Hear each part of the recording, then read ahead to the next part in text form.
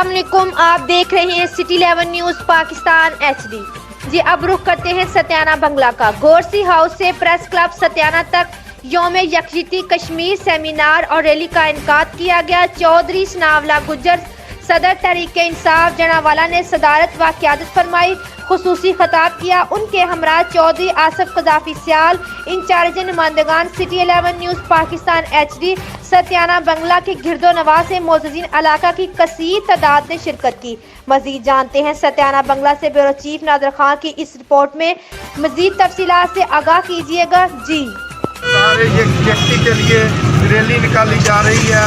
जो इंडिया पाकिस्तान जुल्म कर रहा है, उस जुल्म के खिलाफ हम इंशाल्लाह जिहाद करेंगे और हम उनका आखिरी कतरा तक बहा देंगे और इंशाल्लाह ताला एक दिन कश्मीर आज़ाद होगा और पाकिस्तान का हिस्सा बनेगा।